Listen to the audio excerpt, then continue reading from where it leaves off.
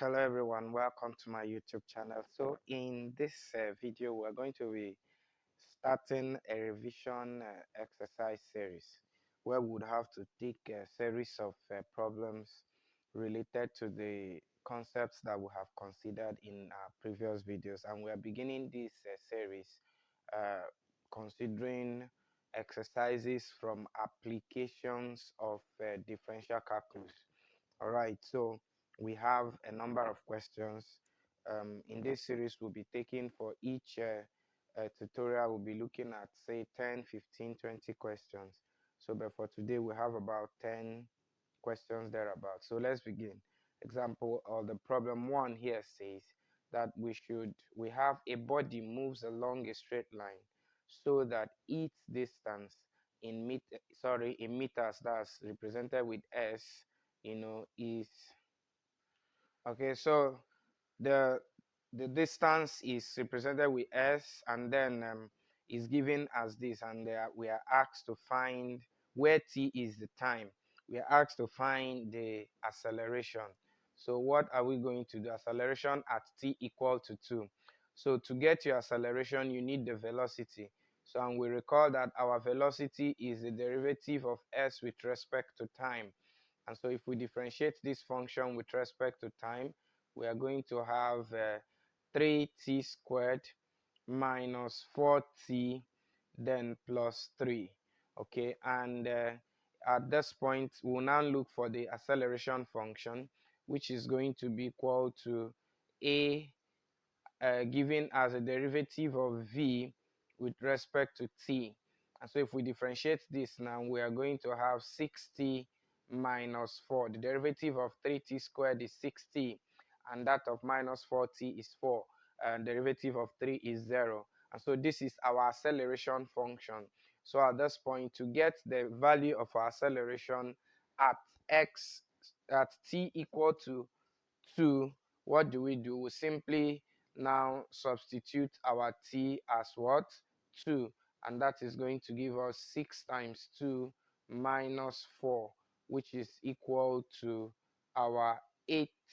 Remember that they said the distance is in meters, so this is going to be in meters per second squared, and that's the solution to this problem. All right, so we go to the next one. This one says, this is also on this question is from maximum, the concept of maximum and minimum, that's under stationary points, which we discussed. You would like to look at the video if it is your first time of seeing my videos. All right, it says that y is given as this function here, and then we are asked to find the coordinate of the x coordinate of the maximum point of that curve, this one. All right, and so to get the maximum point, we need to first of all differentiate our y. And so if we take the derivative of y with respect to x, what we are going to have is this 3 will come down and we'll cancel this one, so we'll have only x raised to power 2 left there, and here this 2 will come down and cancel this, so we'll have minus 5x. If you subtract 1, you have x left, and then derivative of this will give us 6. Okay, this is equal to 0. And so now, after the derivative or differentiation, you will now equate what you have to 0 and solve for x. So if we do that, we are going to have x squared minus 5x plus 6 equal to 0. Okay, so solving this quadratically, we are going to have, if we use factorization approach, we look for two factors here that will sum to give us minus 5, and then when we multiply we get 6, and those two factors are minus 3, and then you attach x to it, and minus 2x. So of course you see that that's what we have. Okay, so from here, what do we get next? So we try to factorize, share them into two brackets. Okay, so if we bring out x here, we will have x into x minus 3, then bring out minus 2 here, and this is going to give you x minus 3 also equal to 0. All right, so what it means is that you gather what you have outside the bracket, and that's actually the factorization point, and this, then pick one of the common brackets here, and this is equal to 0. So what this means is that either either that x minus 2 is equal to 0 or x minus 3 is our 0. Okay, so the implication is that our x is equal to 2 or positive 3. All right, so now either of these points is our, these two are our stationary points. So but we are asked to find the maximum point. So all we need to do is to check which of these is the maximum point, and you recall the approach. To find the maximum point, you need to differentiate this again. And so if I take that derivative again, I'm going to have f prime prime of x as, if you differentiate x squared, you have 2x minus, if you differentiate 5x, you will get 5. And so at this point, we're going to substitute these two. And so if we substitute x as 2, remember, if you get negative, it means that the x is maximum. And this is going to give us 2 times 2 minus 5, which of course is equal to minus 1, and that is less than 0. Therefore, our x equal to 2 is the maximum x coordinate, or what we call the maximum point.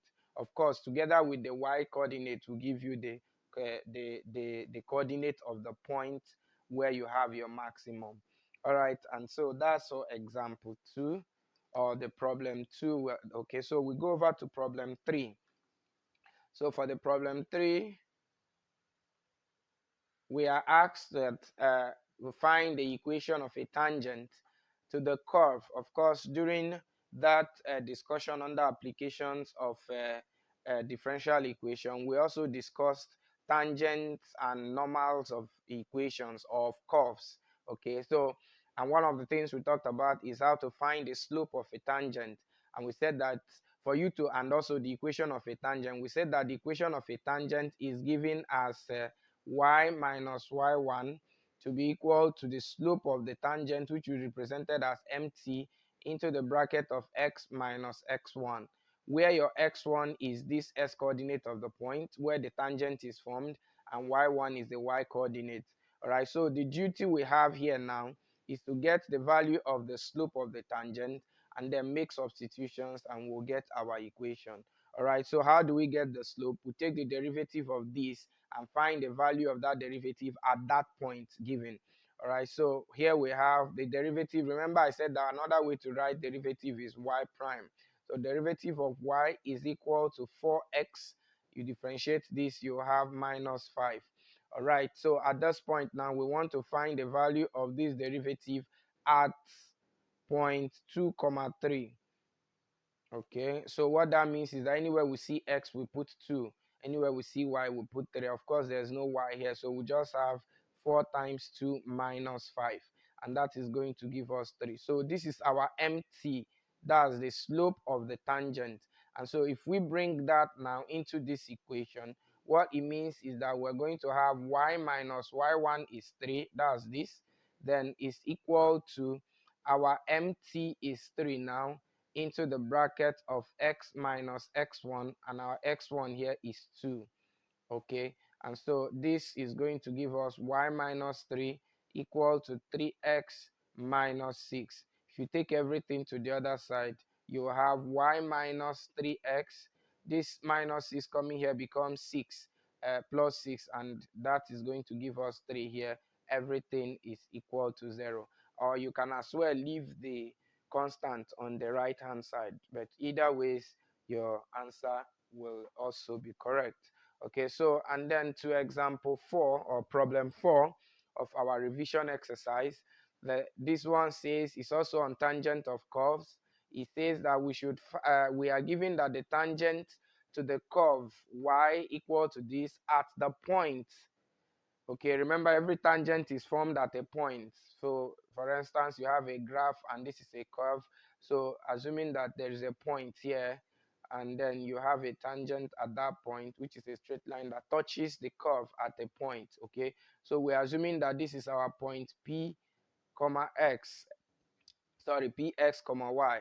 All right, so and it says that this particular tangent to this curve is perpendicular to the line. So there is a line that this tangent is perpendicular to. And you recall in that topic, please take time to watch it if you have not. in that topic, we said that any line that is perpendicular to the tangent to a curve is called a normal. So this equation is equation of a normal. All right, and then they're asking us to find the point P. All right, so what are we going to do? From this function here, if we take the derivative of our y, we are going to get, that's this y here, that is the tangent to the curve. If you take the derivative of the curve, what you get is the function of the gradient of the tangent. That means the function of the slope of the tangent. Okay, so let's do that. So we are going to take the derivative of that, which give us 0 here, and this will be 4 minus, and then you take the derivative of x squared, and so you get minus 2. So now this is the slope function for the tangent. Now we can call it equation 1. Now what do we want to do? Recall that we can get the slope of the normal from the normal function here. And if we do that, there's a relationship between the slope of the tangent and that of the normal. So when we get the slope of the normal, we then from here get the slope of the tangent and then equate it to this and solve for x. Of course, when we get x and substitute it here, then we'll get our y. So that's what we want to do now. All right, so we want to from here get the slope of the normal. And so our normal function is giving us x minus 2y minus 1 equal to 0. So to get the slope, we'll differentiate it. And so if we do that, we're going to have 1 here. We are going to do this differentiation implicitly. And so this is going to give us 2, but because there is y, we will attach dy dx. That's under implicit differentiation. You might also want to look at the video. All right, and so this is equal to 0. So if we make the x the subject now, whatever we get is going to be the slope of our normal. All right, so that's going to give us that, of course, from here now, you will have that if you take this to the other side, it will become positive. That's 2 dy dx is now equal to 1. And so divide both sides by 2. You have that dy dx is equal to 1 over 2. And of course, this is the slope of the normal. Like I said, we represent this one with mn is equal to this. All right, so now, like I said, there's a relationship between the slope of the normal and slope of the tangent. And that relationship says that we can put bet here. Bet mt is equal to minus 1 all over mn. Okay, so please take time to recall that. And so if that is true, so that means our mt is equal to minus 1 all over half. And so if you take that, you are going to get the reciprocal of half is 2, and then minus in front of it. So this is the slope of our tangent. And recall that we also got this as the slope of the tangent function. Okay, so, and that is going to be that if we call this equation 2, so if we join these two now, it means that 4 minus 2x must be equal to minus 2. And so solving this, take this to this side and bring this here. So you have 4 plus 2 is equal to positive 2x. And this will give you 6 equal to 2x. And so which means that our x is equal to 3. So the x here is 3. So how do we get the y? Just substitute your x into the y function. And if we do that, we are going to have that y is equal to 2 plus 4 times 2 minus 2 squared. And of course, this is going to give us, this is 8, 10 minus 4. And so our y is equal to 6.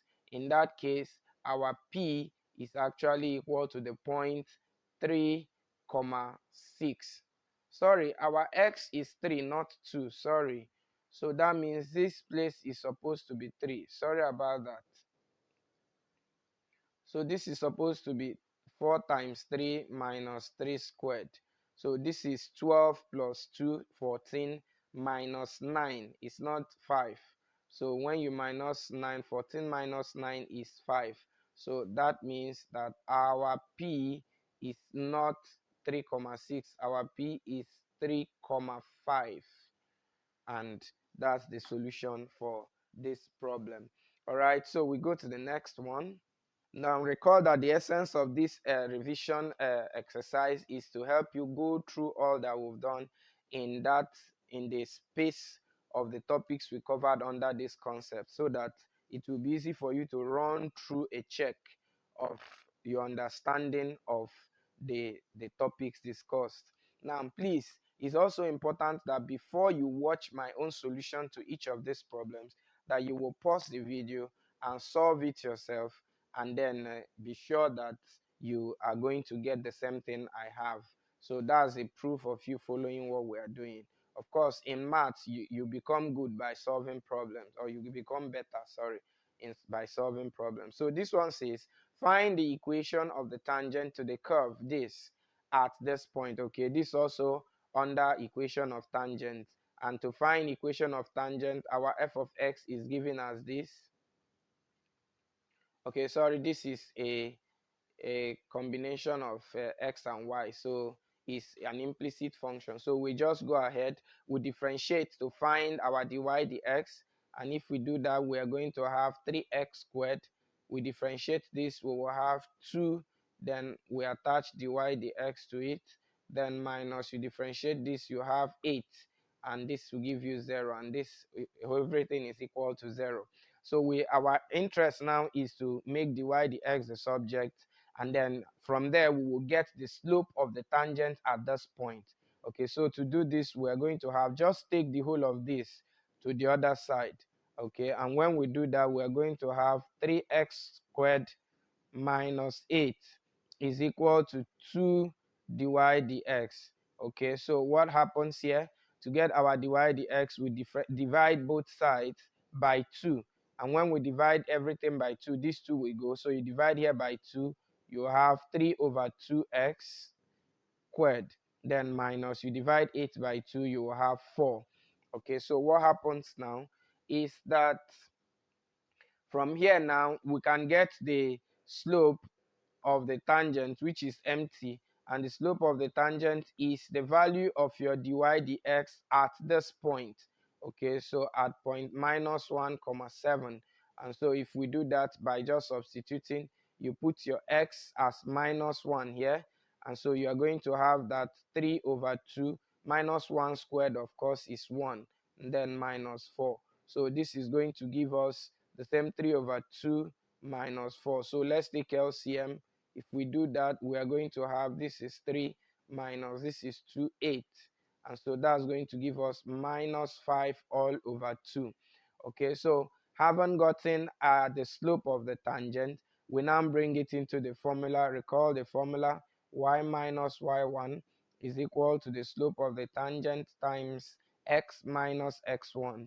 And so that's going to give us y minus, our y1 is 7, that is this, and then that's equal to mt, which is minus 5 over 2, and that is multiplied by our x minus x1. X1 is also minus 1, so minus minus 1 will be plus 1. All right, so to remove this denominator here, we multiply through by 2. So if you multiply here by 2, you have 2y minus 14, and that's equal to, you multiply here by 2, the 2 will go away, so you have minus 5. Opening the bracket, that will give you minus 5x minus 5.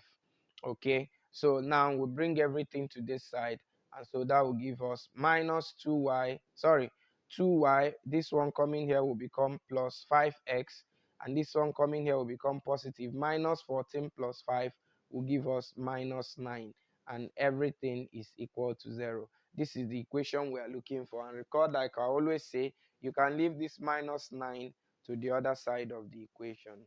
All right, so we go to the next one. This one says we should find the coordinates of the point at which the gradient of this function is 3. Okay, meaning we should find the point where the gradient is 3. All right, so and how do we do that? So all we need to do is to first of all get the gradient of this, and when we get the gradient function, which is differentiating it, we equate it to 3 and then solve for x. Okay, so what do we do now? So to differentiate this, we are going to have that this is equal to 2x minus 1. Of course, this will turn to 0. And so having gotten your gradient function, and they said that our gradient at that point is 3. So what it means is that 2x minus 1 is equal to 3. All right, so at this point we'll now solve for x, and that's going to give us 2x is equal to this one coming here will become plus 1, and that is 4. So that means that our x is equal to 2. Meanwhile, they said we should find the coordinates, meaning the x and the y. So to get our y coordinate, what do? Substitute the value of your x into the y function. Recall that our y is equal to x squared minus x plus 4. And so that means if you substitute your x as 2, you are going to have 2 squared, which is 4, minus 2 plus 4. And that is going to give us what? 6. And of course, it means that the point that they are asking us to find the coordinate is the point 2, 6. All right, and that's for example or problem 6. So we go to problem 7. Now also pause your video, try to solve this and see what you can make out of it. All right, so let's go now. I believe you have something. Okay, so now at this point, what do? The question says that we should find the equation of the normal to the curve this at the point where the curve cuts the y-axis. Okay, so you need to understand the problem clearly to be able to, do justice to it. First of all, in fact, let me begin it here. First of all, what it means is that you have a curve, and if you draw the graph of the curve, that this particular curve is cutting the x-axis, the y-axis at a point, and they're asking us to find the equation of the normal to the curve at the point where it cuts the x-axis. That means, remember we said that normal and tangent are formed at a point on a particular curve. So if you have a curve, there must be a point where the normal is formed, and the normal is simply the line that is perpendicular to the tangent. Forgive my diagram here. Okay, so the normal is a line that is perpendicular to the tangent. Okay, so and the point is cutting the y-axis, and if it is cutting the y-axis, what is the x value at y-axis? The x value is 0. So if you have a coordinate this way, at your y-axis, any point on the y-axis is going to have x value to be 0, because x is always 0 at the y-axis. So that means we are only looking for the y component of the point. And to get the y component, all we need to do is to substitute into this function. And if we do that, this will give us 0, this will give us 0. And so we'll have that the y is minus 12. So the implication is that the point where the normal is formed is actually 0, minus 12. Okay, so having gotten the point now, we are looking for the equation of that normal now. Now, the normal is formed at this point. So we need to get the slope of that normal at the point. Recall that the formula for equation of normal is equal to y minus y1 to be equal to the slope of the normal into the bracket x minus x1. And of course, our x1 here now is 0. Our y1 is minus 12. That's the point. That's the first thing we needed to find. And so now our duty now is to find the slope of the normal and then substitute it into this function. So what's the slope of our normal? We first of all get the slope of the tangent. And to get the slope of the tangent, all we need to do is to first of all differentiate the curve. If we do that,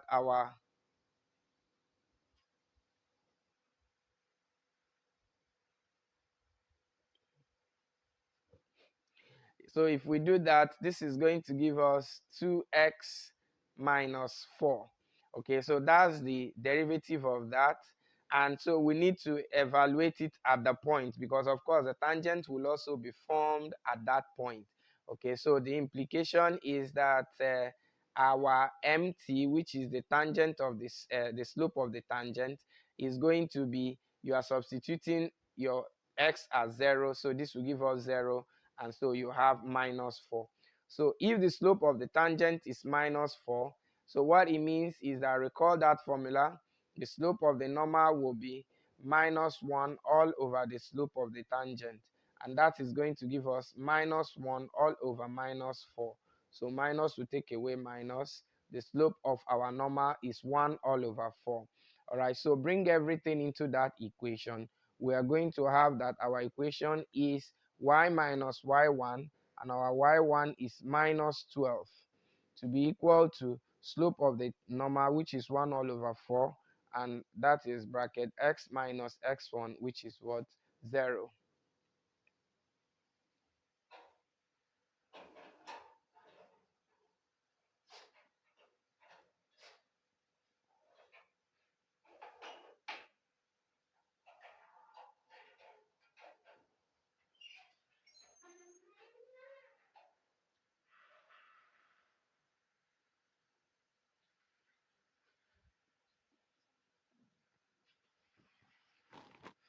Okay, and of course, from here we are then going to have y plus 12 to be equal to 1 all over 4x. Okay, so if we multiply through by 4, this is just to get away the fraction. We are going to have 4y plus 48, and that is equal to x. So if this one comes over to this side, therefore the equation of our normal is 4y minus x plus 48 to be equal to 0. And that's the equation you are looking for. Now that's the A part, okay?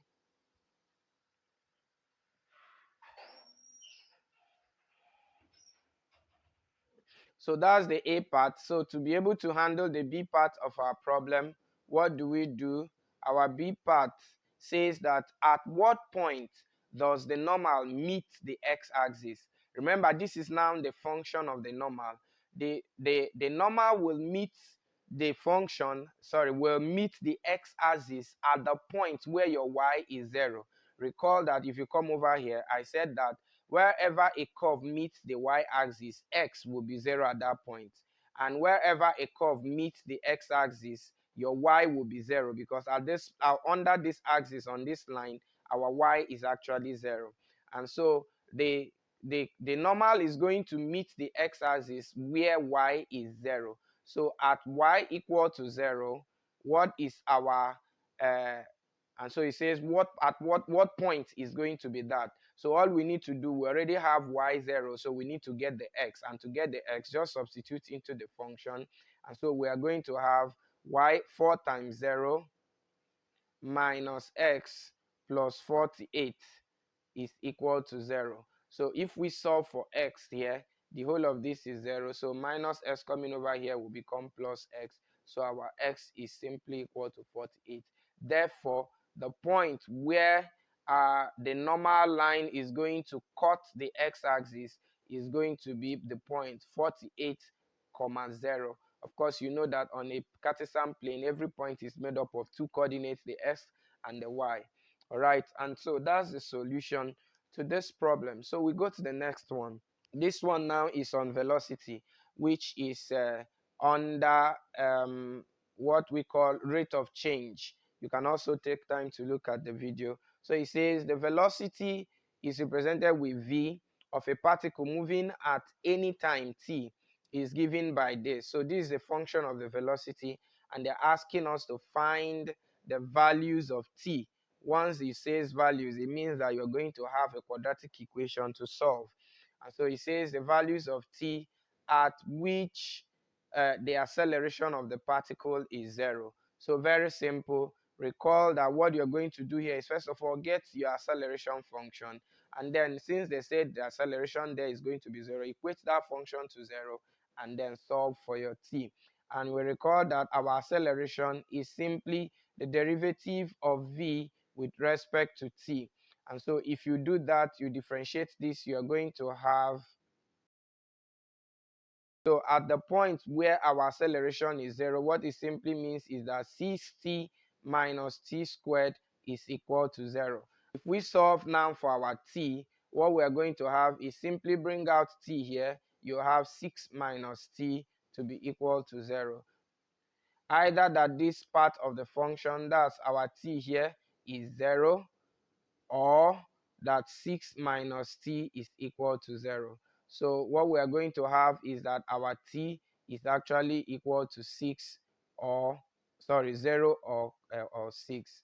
And so these are the two values of our t at the point where our acceleration is equal to 0. And you can check that if you put your t as 0 into this acceleration function, you will get 0. And if you put your t as 6 here, you will also get 0. Any other function you put, any other value of t you put here is not going to give you acceleration as 0. We quickly go to the next example or problem. That's problem 9. Now, this one says that a particle moves in a plane such that its displacement from a point 0 at a point O, sorry, at time t is given by this. Now, just notice that the function we have here is a vector function. And we also discussed vectors in this channel. Please take time to look at it. So our distance is a vector function and is given as t squared. And so what's our velocity? Our velocity is simply the derivative of the distance with respect to the time. And so our velocity is ds with respect to t. And so if we differentiate this, we are going to have 2t. Remember, you are going to be differentiating this component wise. So you have 2t plus 1, and that is being multiplied by your I. Then plus, if you differentiate this one, you are going to have 3. And of course, this 2 will become 0. So you just have only 3j. All right, so this is just your vector function. Of course, your vector is going to be a vector function. Sorry, your velocity is going to be a vector function. And this is our velocity. All right, so it's carrying the ij to show the direction. All right, then the next one says we should find the acceleration, and of course our acceleration is simply the derivative of v with respect to t. And so we want to differentiate our v now with respect to t, and to differentiate this, you are going to have 2. So you have 2i there because 1 here will turn to 0, and if you differentiate 3, you will have 0. Therefore our acceleration is simply equal to 2i. Okay, finally the third part says that we should find the speed at t equal to 2 seconds. Now recall that the relationship between speed and velocity is that speed is a scalar quantity while velocity is a vector quantity. And so if we take the magnitude of our velocity, what we will get will become the what? The speed. So all we need to do now is to take the magnitude of this, and that will give us our speed. But before we do that, let's first of all make the substitution of our speed as 2. And so that's going to give us that our speed is going to be equal to the magnitude of this. But first of all, if we substitute our speed function, if we substitute t as 2, we are going to have 2 into 2, then plus 1, then plus 3j. Sorry, let's call this, to avoid the mistakes, let's call this our velocity at 2. So this is our velocity at time equal to 2. Okay, so if that is that, so we are going to have that our velocity is 4 plus 5, sorry, 4 plus 1, which is equal to 5i, then plus 3j. So this is our velocity at time t equal to 2 as given here. All right, so to now get our speed at that same time, all we need to do is now take the magnitude of this, because this one now has both magnitude and direction. Direction is your ij. Okay, so if you want to take the magnitude, if you check the video on the magnitude of vectors, you will see that the magnitude of a vector is simply the square root of the sum of the squares of the component. So the component of our I is 5, so you square it, then plus the component of j is 3, you square it. And so we are going to have the square of this is 25 plus 9. And so our speed is simply equal to 25 plus 9, which is the square root of 34. Now our 10 here says, Please, let's carefully look at it.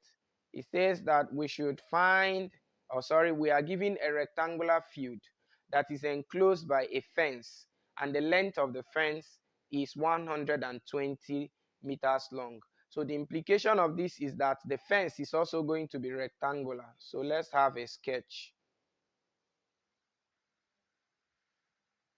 Please don't mind my sketch, it's not that perfect. So it's going to be rectangular sketch, and it's going to, the perimeter of this rectangular is 120 meters. Okay, and so they are saying now that we should find the dimension of the field that will ensure greatest possible area. And so you can see that this is talking about maximum and minimum. Okay, so maximum actually, since we are talking about greatest. Okay, so, and what is the formula for perimeter of a rectangle? You recall that if here is A and here is B, that the perimeter of a rectangle is 2A plus B. And so in this case, the perimeter of this rectangular fence is given as 120 meters. Okay, so what it means is that our A plus B is equal to what? 60 if you divide both sides by 2. And so they're asking us to find the dimension of the field, the greatest dimension. Okay, so remember, dimension is the same thing as just the product of your length and the width. Now, meanwhile, if we have this, that means that any of this, let me say B now, is going to be equal to 60 minus what? Minus A. Okay, so we have our dimension is going to be A multiplied by B, which is 60 minus A from this place. Okay, so from here, it means that our dimension is going to be 60A minus A squared. Okay, so let me represent that dimension with D. So we are going to have the greatest possible area. That's, the dimension is going to be at the maximum when our A is maximum. And so we need to find the maximum point for A, or the maximum, yeah, the maximum point for A here. So what do we do to get that? We differentiate D with respect to A. And if we do that, this is going to give us 60 minus 2A. And of course, to get your maximum, you will equate your derivative to 0. And so if we equate this derivative, 60 minus 2A to 0 here, it means that our 2A will be equal to 60. And so our A alone is equal to 30. So what it means is that our A, the value of our A is going to be 30 meters, where our D, the dimension, is going to be greatest. So to get your B then, at that point, it means that your B, which is equal to 60 minus A, is also going to be 30 meters.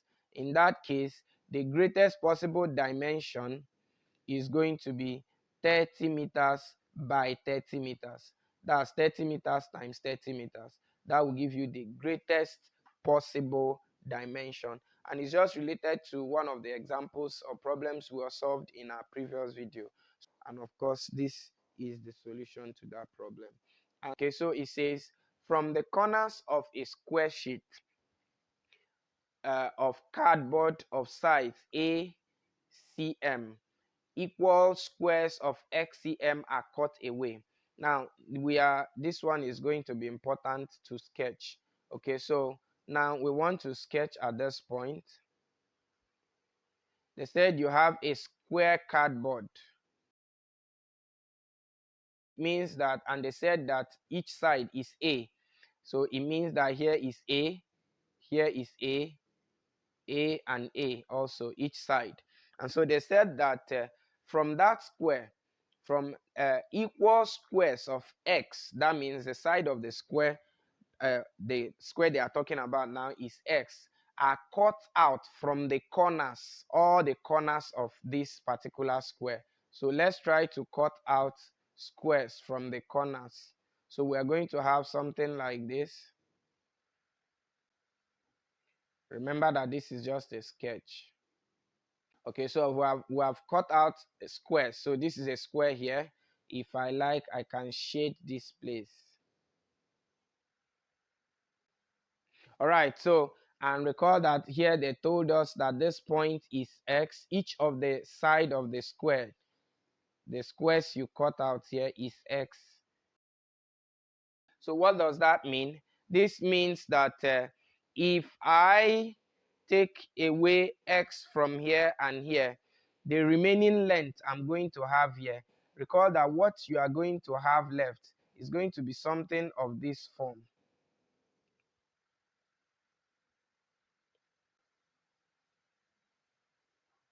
So it's going to be of this form. And so you have removed the squares from each of the side and you want to use it to form a box. So what it means is that each of these lengths that is left now from here to here is going to be the total, which is a minus the remaining. And so from here to here is actually going to be a minus 2x, because you have removed x here and removed x here. And the same will apply here. This place will be a minus 2x. This place will be a minus. So all we are going to have here, this is going to be a minus 2x, a minus 2x, and also, and then here too. Okay, so now the question here now says that the remaining sheet is folded to get a box. That's what we have here. And get a box of a maximum volume V. So that means this box has a maximum volume V. And so they're asking us to show that that volume V is equal to this for the A part. All right. So meanwhile, recall that volume is equal to length times width times height. Okay. What's going to be your length? Of course, your length is just going to be this place. Remember, here will be folded up. This one will be folded up. This one will come up. This one will come up too. All right, so and so the length is this, which is a minus 2x. And what's going to be your width? Your width is also going to be this side. That's from here to here also, which is also a minus 2x. And then multiply by the height. The height is simply going to be one of your x here. And so because that's going to come up to come like, which example is sugar carton now. And so this will become your height. So call it x here. And so to get our v function, all we need to do, remember that this is your a. All you need to do is to multiply out this. And so if you multiply, let's first of all open this bracket. This is going to give us a squared minus 4ax. Then this times this is going to give us plus 4x squared. And then we are now going to multiply this by this x here. And so if we multiply by x now, our v is going to be equal to, if you open this place, you have a squared x.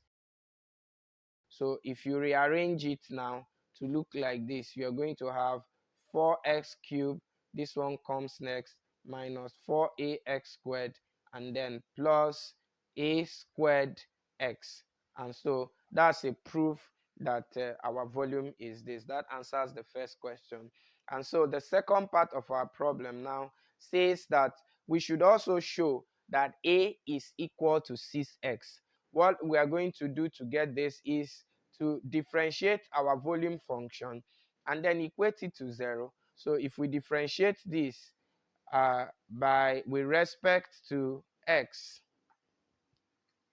we are going to have 12x squared minus 8ax, that's differentiating this, and then this one is going to give us plus a squared. All right, so now if we equate it to 0 and solve, then we will then get our points. Okay, so equating that to 0, we'll have 12x squared. And so if we solve this quadratically, we can do this by factorization. So let me quickly do that. Remember, by factorization, you need to multiply these two, your c and this. So if we do that, we're going to have 12a squared x squared. So we're looking for two factors of this that will multiply to give us this and add to give us this. And that's simply minus 6 and minus 2. And so here we are going to have 12x squared minus 6ax minus 2ax, then plus a squared. So we need to factorize this now. Okay, so from here now, we now factorize by forming two brackets. And so our bracket is going to be here and here. So the common values in these two now is 6x. Okay, so if we bring out 6x here, we are going to have 2x left, minus you bring out 6x here, you have only a left there. And that is here, the common factor here is just minus a. Okay, so if we bring out minus a there, we are going to have that what you will be left here will be 2x, and then minus a divide this, you have minus a also. And this is equal to 0. So what that means is that we gather the ones outside, we'll have 6x minus a into the bracket of 2x minus a to be equal to 0. So at this point, either that our 6x minus a is equal to 0, or 2x minus a is equal to 0. So from here, you will have that our a is 6x if you take this to this side, or our a is equal to 2x. Now, recall that we are told that the V is the maximum volume of the box. And so that means our A should also be maximum. So let's come back here. Assuming that our A is 2x, if we put our A as 2x here, it means that we are going to definitely get 0 here. And so the volume of this is going to be 0, and 0 cannot be the maximum volume when we have 6A as 6x. So for us to get the maximum volume, then we would have to make our A to be equal to 6x. So that means this is the one that will give us the maximum volume for the box. And you can also check that by differentiating this again. If you differentiate this again with respect to x, you are going to have the squared v all over the x squared to be equal to 24x minus this one will give you 8a. Okay, so if we put our a here now as if we put our a here as 2x, we are going to have 24x minus 2x here times this will give us 16x, and that's equal to 8x, which is going to be positive. Now, but if we put our a here as 6x, and remember we said positive is minimum, if we put our a as 6x, we are going to have 24x minus 8 times 6, and that is going to give us 24x minus this is going to be 48x, and that is minus 24. And of course this one is negative, that's less than 0. Okay, so and when you have it less than 0, you say that you have the maximum value. All right, so that's the solution to that problem. All right, so for our example problem 12, what are we going to have? We have that we are to find the maximum and minimum or minimum points on this graph, on this curve, sorry. So when you are given a curve of this form, now the best possible thing to do here is to open this bracket. Of course, you know you need to take the derivative of this to get your maximum and minimum. But that doesn't mean you can't take the derivative of this. Of course, you can do that using product rule. But it's always best that we do this since it's possible to do it. So let's just do it. And so when we now take the derivative of y with respect to x, we are going to have 2x minus 3x raised to power 2.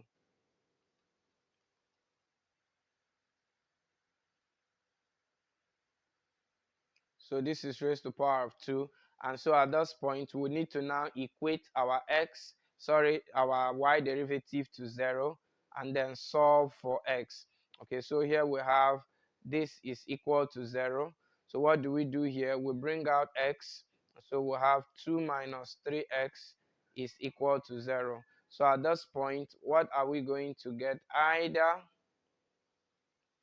Either that our x is equal to 0, that's the one outside the bracket, or the one in the bracket, which is 2 minus 3x is equal to 0.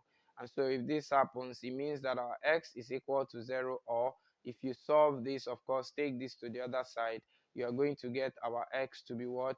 2 all over 3. If you take this to the other side and divide both sides by 3. All right, so the next thing is to confirm which of these is the maximum and which is the minimum. And to do that, we need to differentiate this again. So we're going to have y prime prime to be equal to 2 minus 6x. Okay, so at this point we substitute. So if we put our x as 0, what is going to happen? This will turn to 0, so we'll have 2, and 2 is greater than 0, so that means this is our minimum. And then if we put our x as 2 over 3, so what will happen here? We'll have 2 minus 6 times 2 over 3, and of course this will take away this to give us 2, so we are going to have 2 minus 4, which is negative 2, and of course this is less than 0, which is what? Maximum. So therefore our maximum, our x maximum is equal to 2 over 3, and our x minimum is equal to what? 0. Right, and that's the solution for this. So for problem 12, or sorry, 13, what are we going to have here? So we have that we should find the two numbers which yield the greatest product and whose sum is 10. So it's just like what we have also done previously. So what do you do? Please also take time to pause it, solve, and see what you will get. And so let's begin. So what do we do here? Now we are told that the sum of the two numbers is 10. So let one of the numbers, sorry, be equal to x. So if the one of the numbers is x, then the other will be equal to 10 minus x. So what happens here is that the product, the product you're looking for is going to be x multiplying 10 minus x. And of course, this is equal to 10x minus x squared. Okay, so what do you do here? So this is your p, the function of your p. And so for your p to, which is a product, to be greatest, then you need the maximum point x. And so what we do here is to differentiate p to get the maximum point of x. And so if we differentiate p with respect to x, we'll have 10 is equal to 2x. Okay, and so if we solve that by equating it to 0, we're going to have 10 minus 2x is equal to 0. So our 10 is equal to 2x.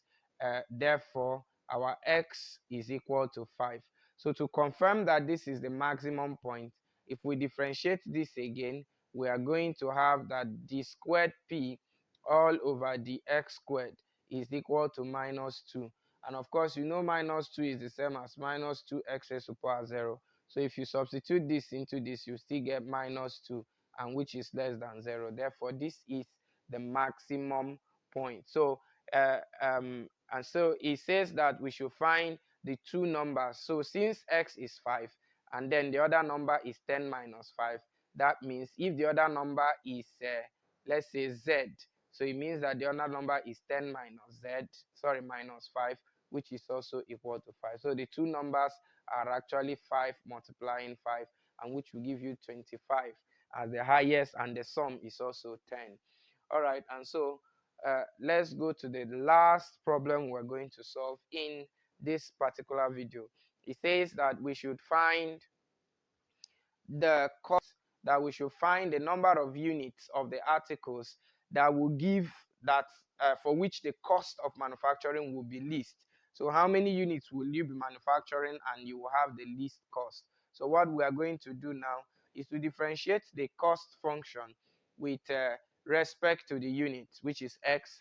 And so when we do that, we'll now solve for x to get the minimum point. Of course, this is also application of minimum point. Okay, so let's go. So if we differentiate our y now with respect to x, we are going to have derivative of this is going to give you 5 all over 2x. Then recall that, of course, this is the same thing as 5 over 4x squared, then plus 20x raised to the power minus 1 if we change this to be in an algebraic form. And so this is going to give us minus, that's bringing down 1, that will multiply 20 and give you minus 20x. If you subtract 1 from minus 1, you will have minus 2. Okay, so what that means is that we can have our dy dx to be equal to 5 all over 2x and then minus 20 all over x squared. Okay, so if we equate this to 0 now,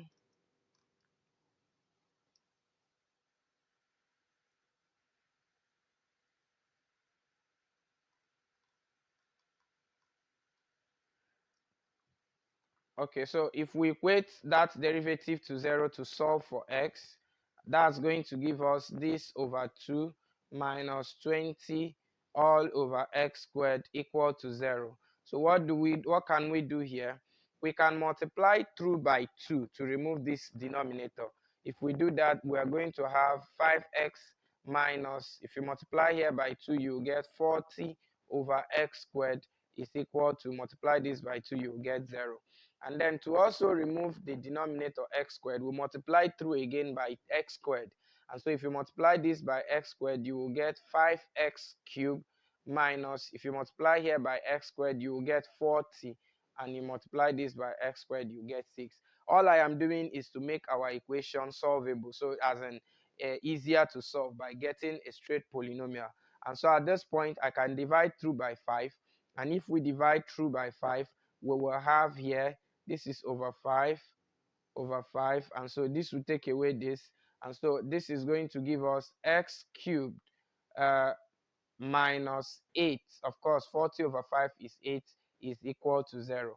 And if we now take 8 to the other side, we'll get this. And so that's going to give us the cube root of both sides will give your x as 2. Okay, so our x value is 2. And we need to confirm that this x value is the minimum. Remember, we're looking for the minimum value. And to do that, we'll need to differentiate this again. And so if we differentiate it again, prime prime is going to give us 5 over 2 only. And then if we differentiate this side, we're going to have plus 40. Of course, this will come down to multiply this, and then x raised to power minus 3. And recall that this is the same thing as 5 over 2 plus 40 all over x cubed by indices if I bring this down. All right, so that's the second derivative. And so to check if this is minimum value, just substitute this into this place. And if you do that, you have 5 over 2 plus, what I'm doing now is f prime prime of 2. All right, so if I put 40 and 2 raised to power 3 is 8. And so I'm going to have 5 all over 2 plus 5. Of course, this is going to be positive, so it will be greater than 0. And so since it is greater than 0, then this x value is the minimum. And so for the A part, the minimum value is actually x equal to, or the minimum number of units is 2 units. That can give you the least cost is actually, remember they say we should find the number of units that will give us the least cost. That is x equal to 2. And then the last question there says we should find the corresponding least cost.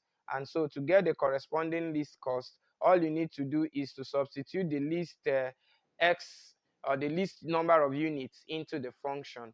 And if we do that, we are going to have that the least cost is going to be equal to, just substitute your x as 2, and if you do that, x squared will be 4 plus 20 all, this is b I'm solving here, plus 20 all over x, which is 2. And of course this will take away this, so finally you will see that our least cost is equal to 5 plus 10, and that is equal to 15 naira. So that's the least cost that gives you the least number of units. So you need a minimum of 15 naira to get 2 pieces of the articles that we represented as X. All right, so that will be the end of this first series of revision exercise. Remember I said that the essence of this is to help you go through the concepts we have treated to be sure that you have understood the nitty-gritties, absolutely. And of course, the more you solve problems, the more you become better in the concepts we are discussing. Please always try to, solve these problems yourself before seeing what we have done. kindly subscribe to our YouTube channel. You can always find the topics that we just solved the exercises on, topics on applications of differential calculus in the description below, links to take you there. All right, so kindly subscribe to our YouTube channel and share, like, and comment on our videos. We'll see you in our next episode. Bye.